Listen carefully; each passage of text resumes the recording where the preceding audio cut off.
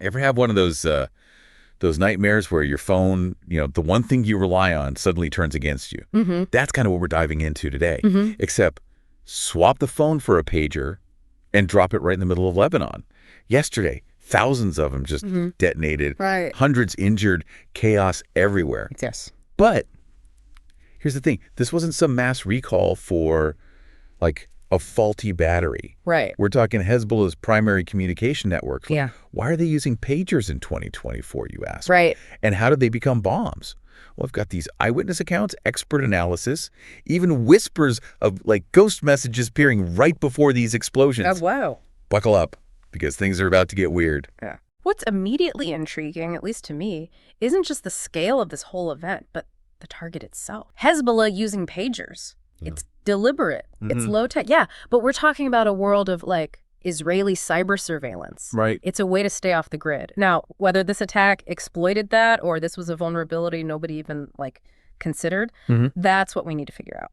So this article we've got dives right into the mayhem. Imagine you're feeling your pager heating up, then smoke, then boom. Like a network of, like, tiny bombs hidden in plain sight. Wow. But what really got me, and maybe this is just me, those ghost messages.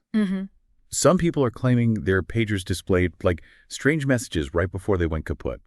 Malware, warnings, or just the chaos messing with their heads. Stress can do wild things to your perception, that's for sure. But the fact that multiple people are reporting this independently, Yeah. it adds a layer of intrigue that you just can't dismiss. Let's say, for a moment, these messages were intentional. This wasn't just about causing damage. This was about sending a message. Right. Who benefits from that, and what are they saying? This is like something out of a spy thriller, right? Right. And it gets even more complicated when you factor in that Hezbollah was using a new pager supplier. Okay. Unmarked crates, weird delivery times. Almost like someone wanted to keep this batch of pagers off the books. It's definitely a red flag. We have to be careful not to get, like, swept up in speculation here. Right. Disinformation thrives in these situations. Yeah. But this detail raises a huge question. Was this an inside job? Were these things tampered with before they even reached Hezbollah? Okay, so we've got what seems like a motive hitting Hezbollah where it hurts. Communication. But how? Was this some tech malfunction that nobody's ever seen? A new kind of malware targeting, like, outdated systems? Or is there something more to it?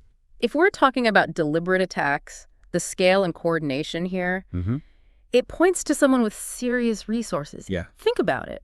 Knowing Hezbollah's reliance on pagers, getting a hold of that many without raising suspicion, potentially modifying them. Right. This wasn't random. This was planned. And that's what makes this whole thing so fascinating. Because the who behind this could be anything from, like, rival faction settling scores to a foreign intelligence agency playing a very dangerous game. Or even someone or something we haven't even considered yet. What really throws a wrench into all this is the article mentioning a handful of pagers that didn't explode. Okay. They were found with this weird symbol on them, completely untouched. Feels almost like a calling card, right? Yeah. A way to sow even more confusion and paranoia. It's a fascinating tactic, and one we've seen before in psychological warfare. Really? Think about it. You hit Hezbollah with this devastating attack, but you leave behind a few untouched devices marked with a cryptic symbol. Yeah. What does that do to their sense of security, to their trust in their own network?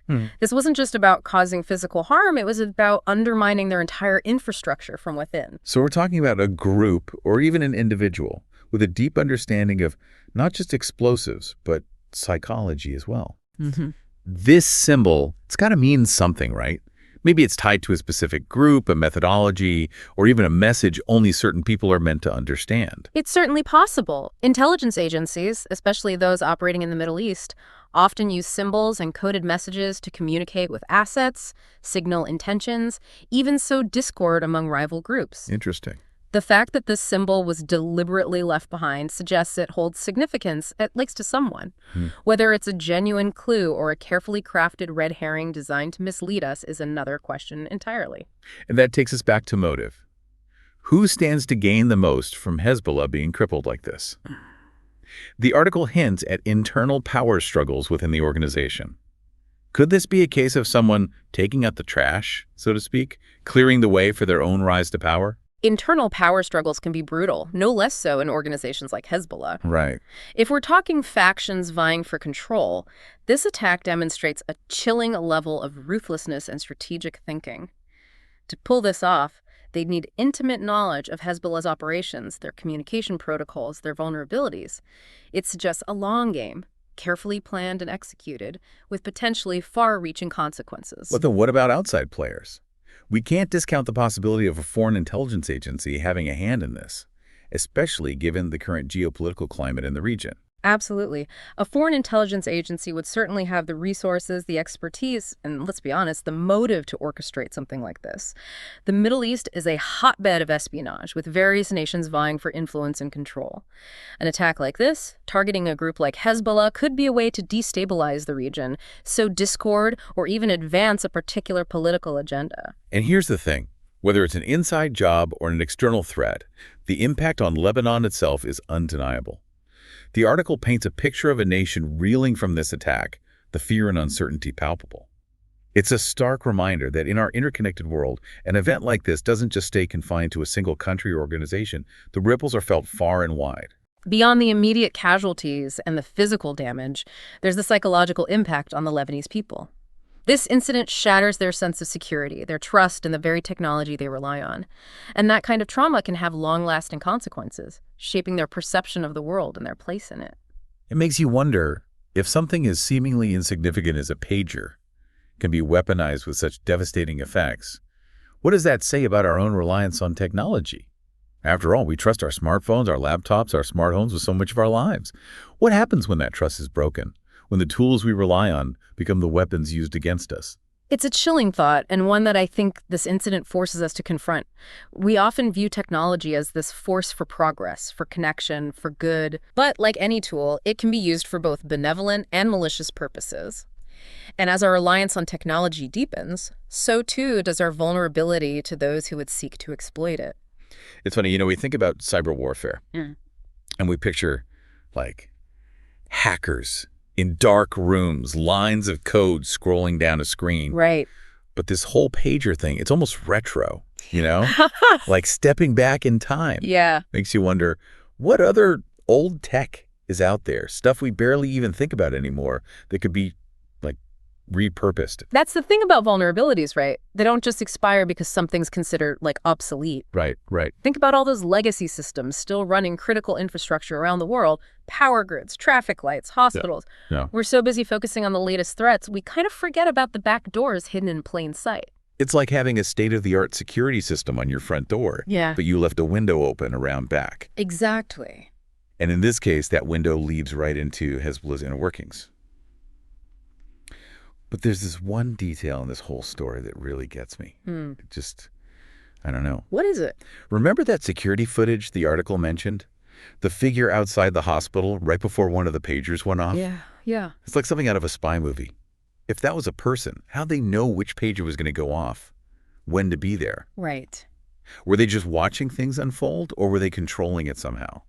That detail, I have to say, it suggests a level of precision, of inside knowledge that's really unsettling. Right. It could be a coincidence, sure, but it also brings up the possibility of a technological capability we haven't even considered, a way to remotely trigger these pagers or track them in a way that's invisible to our conventional methods. And that's what makes this whole thing bigger than just a bizarre news story, Yeah. It makes you realize that the line between the tech we rely on and the threats we face, it's not fixed. It's constantly shifting. Absolutely. What happened in Lebanon? It could be a horrifying anomaly, like you said, or it could be a glimpse into a future we're not ready for. It definitely underscores the need for constant vigilance, for understanding not just how our tech works, but how it can be manipulated, because the most effective weapons are often the ones we don't even see coming. So what does this all mean for, the person listening right now? Maybe it's a reason to think twice about the devices we trust so much. Right. Or maybe it's a call to, like, stay informed, ask questions, and never take our technological security for granted. Right. Because in a world this reliant on the digital knowledge awareness, that's our best defense. The more we understand about the tools that shape our world, the better equipped we are to handle the risks that come with them. And on that note, We'll leave you to ponder the possibilities, however unsettling they might be. Until next time, stay curious, stay informed, and maybe, just maybe, keep an eye on your old gadgets. Yeah. You never know when they might try to tell you something.